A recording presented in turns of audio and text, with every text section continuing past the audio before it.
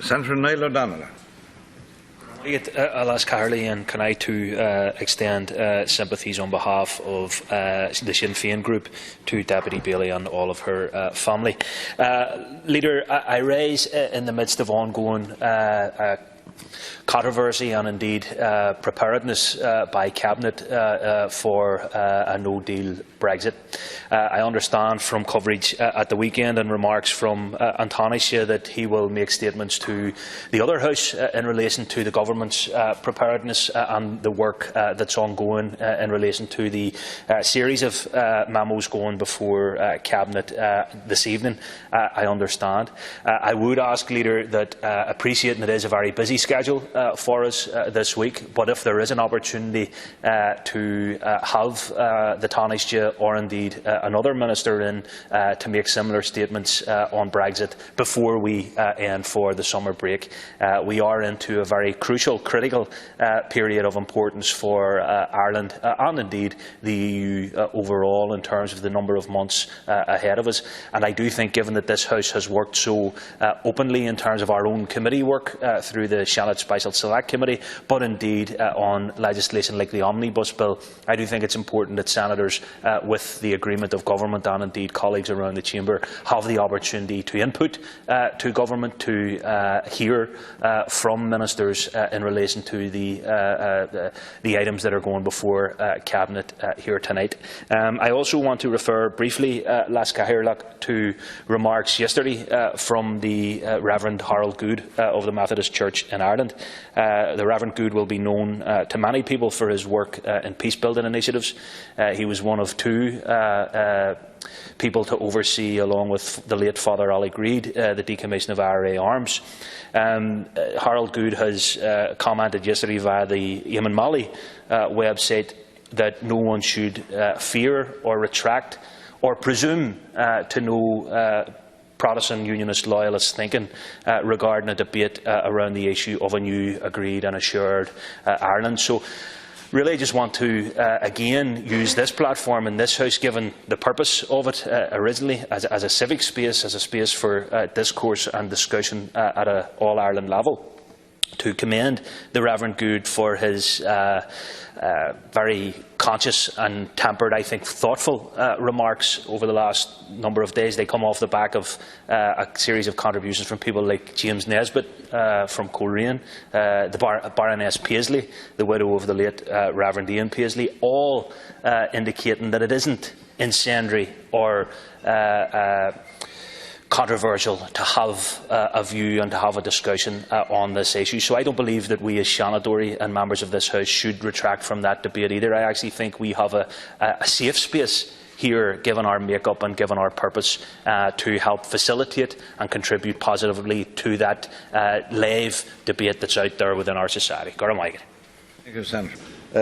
Between the two parts of this island is something which should be examined, rather than simply expecting that a unitary state in the form of a republic would precede shared membership of the European Union.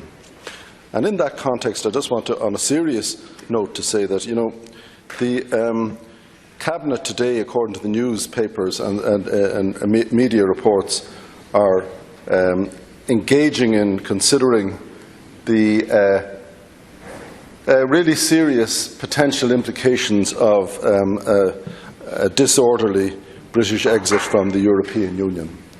And it seems to me, I just want to say this in relation to that, that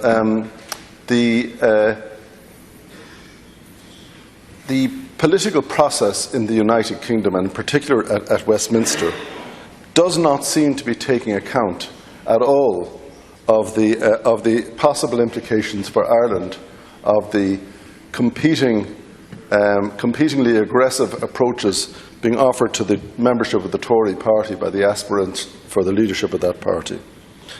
And in particular, the only mention of Ireland that I hear on the British media, and in particular on political interviews, is that the United Kingdom can use the adverse effects on both the Republic and Northern Ireland as some kind of leverage to extract concessions from the European Union. And I think that that's a deeply reprehensible and irresponsible attitude on the part of those protagonists and their supporters. And I just want to say that we're coming towards the end of this term here, but I really do think that we might consider having a future relations in Ireland committee established in the autumn, so that we can actually engage in serious discussion and serious dialogue with people north of the border, in particular from both communities, with a view to advancing realistic and achievable steps towards giving Ireland what it needs, which is, if at all possible, the idea that both parts of Ireland would share the benefits of European Union membership. Cathaoirleach, look, it's not often that Senator McDougall usurps me, and I want to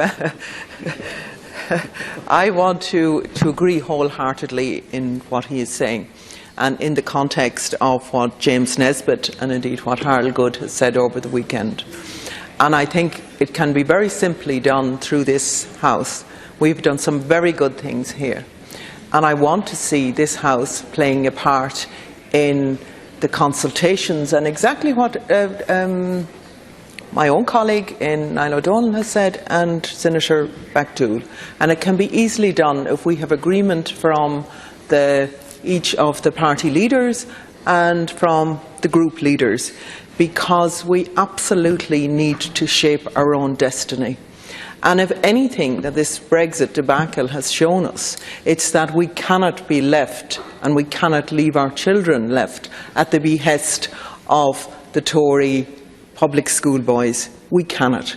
So together we have to shape a new and agreed Ireland. And we may as well do that sooner rather than later. And we don't, and as a party, people say, don't call for a border poll. But the fact is that were we not to call for a border poll, we wouldn't even be having this conversation now. That is to instigate the conversation that's needed around it, so that nobody is left behind. Because I have often said, a new and agreed Ireland to me is not about me being somehow better than a loyalist in East Belfast. It's about us all being equal and having equality of opportunity. And as I said yesterday when I was talking in another context, a mother in the Shankill Road wants the same for her children as I want for my children in Mayo. Equality of opportunity around education, around careers, around health, and around many other things that will take them through their life cycle so that they can reach their full potential. So we need to work on these things that unite us and to shape the type of Ireland that we want to shape. And this is what we have been trying to do for decades, and I very much welcome that other people are on board now, and that it doesn't belong to any other party. No, this doesn't. This is a collective responsibility for all of us as citizens, and we will certainly play our part. But it doesn't belong to anybody. There's no room for egos here. It's too serious in the business that we need to do. And certainly we will play our part in that business. Gormagat. Thank you, Senator. Senator Ivana Bacik. I've just been listening with great interest to what Senators McDougall and Conway Walsh have been saying about the future of the island in the light of the increasing awful prospect of a no-deal Brexit. And I would just to that add my own small observation that a most unfortunate development has arisen post the Vótáil. Cathaoirleach, Senator O'Donnell, Senator Feehan, Senator McDougall, Senator Conway Walsh and Senator Bacik. I think it was Senator Bacik raised the issue of Brexit. Of the future relations in our island, and it's a very important conversation that we need to have. I'd be very happy to have that debate in the House. In fact, the suggestion of Senator McDougall regarding the consideration of a future relations committee is one that I would wholeheartedly embrace and support. We have done in this House the state a huge service by the provision of a Brexit committee, which is going to go before the CPP for its continuation later on today. I think the points that have been raised by all members of the House are ones that we must reflect upon. And I think in particular any government or candidates for a political office who think they can use this country as a leverage to gain support or to gain political advantage is both irresponsible and reprehensible, and I concur completely with Senator McDougall. We do have a huge need to have the conversation around the future relations on our island. At the same time, respecting both traditions. I haven't heard or read the James Nesbitt interview, so I can't comment on it, but I'd be happy to have that debate in due course. And I think the comments, Cathaoirleach, or the suggestion last Cathaoirleach of Senator McDougall is one that perhaps the Seanad CPP could look at, because it is one that deserves future consideration. And indeed, from the point of view, I know we have a number of committees that deal with the Good Friday Agreement. You have British Irish, you have other committees, but I think it could be, if I may suggest, joined by both the upper and lower house to give it an Oireachtas committee significance. But if it's not to be, then certainly in this house we should consider going alone. Cathaoirleach, Senator